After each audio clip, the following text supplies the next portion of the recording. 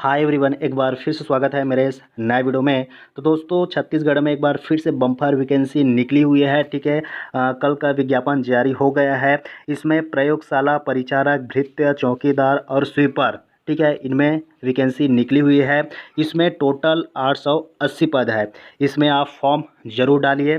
ठीक है, तो चलिए देखते हैं, यहाँ से देखते हैं। इसमें कैटेगरी वाइज है। इसमें जैसे कि अनारक्षित में है 180, अनुसूचित जाति में है 51।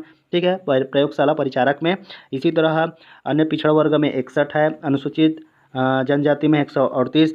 इसी तरह महिलाओं के लिए अलग से सीट आरक्षित है। इसी तरह भूतपूर्व सैनिक के लिए अलग से पद आरक्षित पद है। और इसी तरह दिव्यांग के लिए अलग से पद आरक्षित है। टोटल इस तरह से है, आप देख लीजिए। ठीक है, पीडीएफ मैं प्रोवाइड करा दूंगा टेलीग्राम में, वहाँ पर आप ज्वाइन हो जाइए। इसमें भृत्य हो गया, चौकीदार और स्वीपर, ठीक है, अलग से सभी का कैटेगरी वाइज है, आप इसे देख लेना। ठीक है, इसी तरह यहाँ से हम लोग देखेंगे। यहाँ पर यहाँ पर लिखा है, उपरोक्त विज्ञापित पदों के लिए किए जाने वाला चयन माननीय उच्चतम न्यायालय नई दिल्ली द्वारा SLPC क्रमांक, ठीक है, अंतिम आदेश के अधीन रहेगा।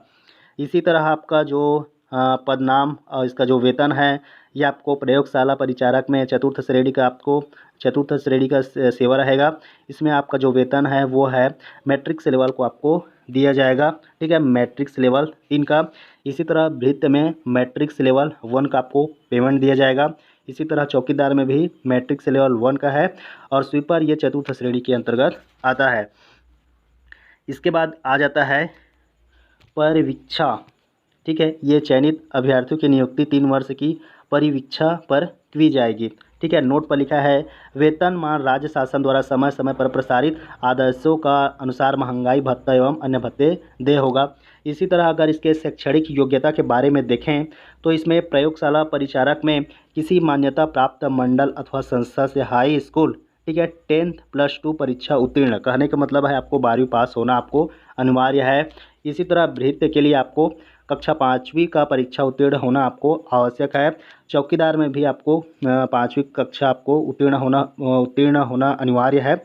इसी तरह स्वीपर में भी वही कैटेगरी है। अब बात करने वाले हैं आयु सीमा। ठीक है, आयु सीमा छत्तीसगढ़ के मूल स्थानीय निवासी अभ्यर्थी की आयु दिनांक 1/1/2023 को 18 वर्ष से कम और 40 वर्ष से अधिक नहीं होना चाहिए। दूसरे नंबर पर आ जाता है उच्चतर आयु सीमा में छत्तीसगढ़ शासन सामान्य प्रशासन विभाग द्वारा समय समय पर जारी किए गए निर्देशों के तहत छत्तीसगढ़ शासन घोषित अनुसूचित जाति, अनुसूचित जनजाति और अन्य पिछड़ा वर्ग महिला एवं अन्य अभ्यर्थियों को शासन का निम्नानुसार आयु में छूट आपको दिया जाएगा। उसके बाद आ जाता है, यदि अभ्यर्थी छत्तीसगढ़ शासन द्वारा अधिसूचित अनुसूचित जनजाति, अन्य पिछड़ा वर्ग, क्रीमी लेयर को छोड़कर के उम्मीदवार को अधिकतम 5 वर्ष का आपको छूट प्रदान किया जाएगा। इसी तरह यहाँ पर है, सामान्य प्रशासन विभाग के परिपत्र क्रमांक नया रायपुर दिनांक 10/11/2017 के अनुसार केवल छत्तीसगढ़ के स्थानीय महिलाओं के लिए उच्चतर आयु में 10 वर्ष का आपको छूट प्रदान किया जाएगा। इसी तरह छत्तीसगढ़ विधवा, परित्यक्ता तथा तलाकशुदा महिलाओं के लिए उच्चतर आयु सीमा में 5 वर्ष की छूट आपको दिया जाएगा। उसके बाद आ जाता है अगला नंबर। ठीक है, ऐसे अभ्यर्थी जो छंटनी किए गए सरकारी सेवा को अपनी आयु में से उसके द्वारा पूर्व में की गई संपूर्ण अस्थायी सेवा से अधिक से 7 वर्ष की कालावधि, भले ही वह कालावधि 1 से अधिक बार की गई सेवाओं का योग कम करने के अज्ञातनामा की जाएगी, परंतु उसके परिणाम स्वरूप उच्चतर आयु सीमा में 3 वर्ष से अधिक नहीं आपको होना चाहिए। ठीक है, उसी तरह जो यहाँ पर देखेंगे अगला, ठीक है, महत्वपूर्ण टिप। ठीक है, ये सबसे ज़्यादा इम्पॉर्टेंट है, उसको आप थोड़ा सा देख लेना। यहाँ से देखेंगे, सभी छूटों को मिलाकर अधिकतम आयु सीमा 45 वर्ष से अधिक ना हो। सेकेंड में है, आरक्षण का लाभ छत्तीसगढ़ के मूल स्थानीय निवासियों को ही प्राप्त होगा तथा सभी प्रकार की आयु में छूट महिला, अनुसूचित जाति, अनुसूचित जनजाति, अन्य पिछड़ा वर्ग, दिव्यांग जन, भूतपूर्व सैनिक, स्थानीय निवासी को ही प्राप्त होगा इसमें। ठीक है, आयु की गणना 1/1/2023 के संदर्भ में ही की जाएगी। उसके बाद आ जाता है चौथे नंबर पर, अभ्यर्थी ऑनलाइन आवेदन करने से पहले विज्ञापन में दर्शित आवश्यक शैक्षणिक अर्हताओं एवं आयु के अनुरूप अपनी अर्हता की जांच स्वयं कर सुनिश्चित कर ले कि एवं अर्हता की समस्त शर्तों को पूरा करने की स्थिति में पूर्णतः संतुष्ट होने पर ही आवेदन पत्र भरें। परीक्षा में सम्मिलित करने का अर्थ यह कदापि नहीं होगा कि अभ्यर्थी को अर्ह मान लिया गया है। चयन के किसी भी स्तर पर अभ्यर्थी को अनर्हत पाए जाने वाले उसका आवेदन पत्र पर बिना कोई सूचना दिए निरस्त कर दिया जाएगा। ठीक है, इसी तरह आप सोच समझ कर फॉर्म भरिए, एक बार चेक कर लीजिए जो भी क्राइटेरिया है उसको। उसके बाद आ जाता है आवेदन करने की अंतिम तिथि एवं आवेदित पद के लिए आवश्यक न्यूनतम शैक्षणिक अर्हता एवं प्रमाण पत्र। छत्तीसगढ़ का मूल निवास प्रमाण पत्र, जाति प्रमाण पत्र, दिव्यांगता प्रमाण पत्र, भूतपूर्व सैनिक का प्रमाण पत्र तथा आयु संबंधित प्रमाण पत्र कक्षा 5वीं 8वीं 10वीं 12वीं जो भी जन्म तिथि हेतु अन्य प्रमाण पत्र मान्य नहीं। ठीक है, धारित करना अनिवार्य है। ठीक है, कहने का मतलब आपको सभी प्रमाण पत्र आपके पास होना अनिवार्य है। उसके बाद आ जाता है जाति प्रमाण पत्र। ठीक है, यहाँ पर है यदि अभ्यर्थी छत्तीसगढ़ राज्य का मूल ठीक है स्थानीय निवासी हो, अनुसूचित जाति, अनुसूचित जनजाति, अन्य पिछड़ा वर्ग, गैर क्रीमी लेयर श्रेणी में आता है तो उसे समक्ष अधिकारी द्वारा जारी छत्तीसगढ़ राज्य का स्थायी प्रमाण पत्र आपको प्रस्तुत करना अनिवार्य है।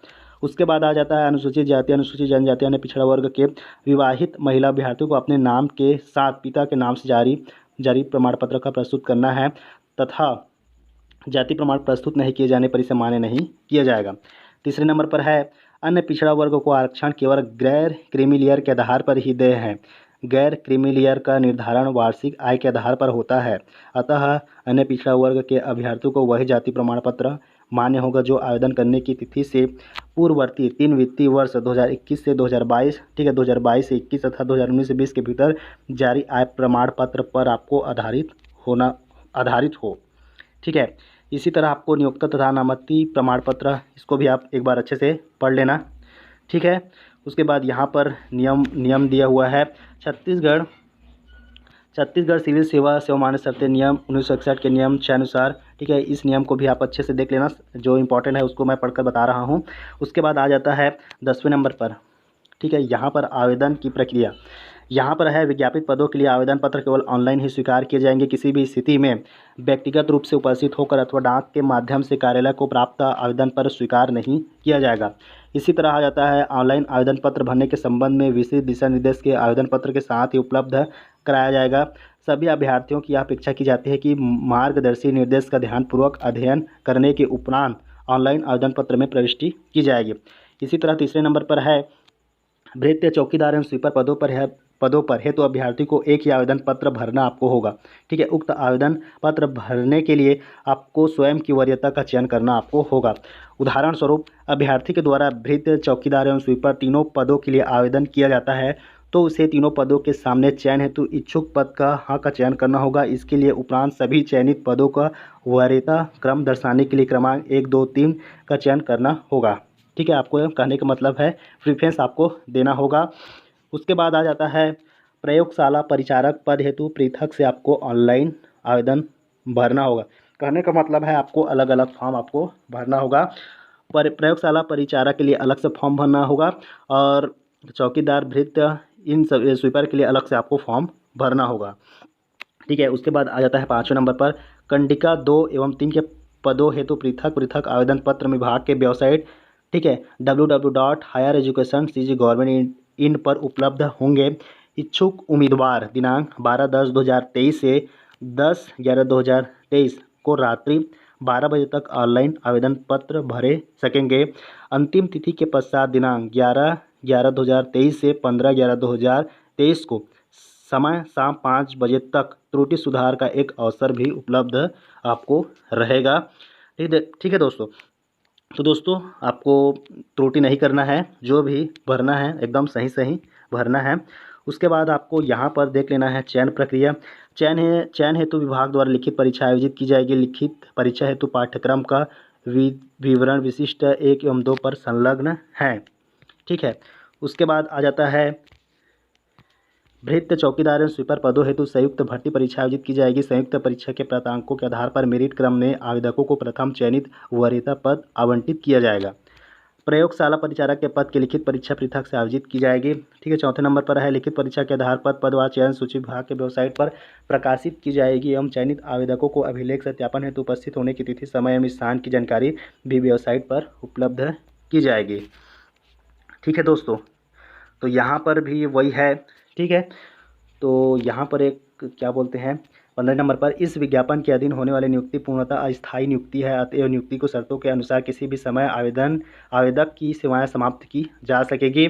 उसके बाद 16 नंबर पर है, परीक्षा आयोजन की तिथि पृथक से विभाग के वेबसाइट पर एवं समाचार पत्रों के माध्यम से दी जाएगी।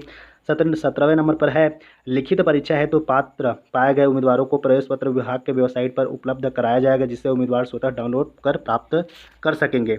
उसके बाद आ जाता है 18वें नंबर पर, यहाँ पर है आवेदन पत्र। आवेदन पत्र भरने के पूर्व आवेदक स्वयं सुनिश्चित कर ले कि वे नियुक्ति संबंधित समस्त अर्हताओं को पूर्ण करता है या नहीं। यदि किसी आवेदक द्वारा दी गई कोई भी जानकारी किसी भी स्तर पर गलत पाई जाती है तो उसकी उम्मीदवारी चयन की सूची के नाम से नियुक्ति आदेश निरस्त किया जा सकेगा। ठीक है, तो ठीक है दोस्तों, तो आप सोच समझकर फॉर्म भरिएगा। उसके बाद 19वें नंबर पर है, चयन हेतु अभ्यर्थी की पात्रता एवं अपात्रता के संबंध में अंतिम निर्णय लेने का अधिकार, ठीक है, आयुक्त उच्च न्यायालय शिक्षा विभाग का होगा। इसी तरह भर्ती प्रक्रिया के संबंध में किसी भी प्रकार की विवाद की स्थिति में अंतिम निर्णय लेने का अधिकार आयुक्त उच्च शिक्षा विभाग का होगा। ठीक है दोस्तों, तो इस PDF को मैं क्या बोलते हैं टेलीग्राम में प्रोवाइड करा दूंगा, अच्छे से आप और भी पढ़ लेना। ठीक है, सभी मतलब नोटिफिकेशन को एक बार अच्छे से पढ़ लेना, उसके बाद ही आपको फॉर्म भरना है। तो दोस्तों कैसा लगा मेरा आज का वीडियो? ठीक है, अगर वीडियो अच्छा लगा हो तो चैनल को सब्सक्राइब जरूर करना। तो चलिए मिलते हैं नेक्स्ट वीडियो में, तब तक के लिए जय हिंद, वंदे मातरम।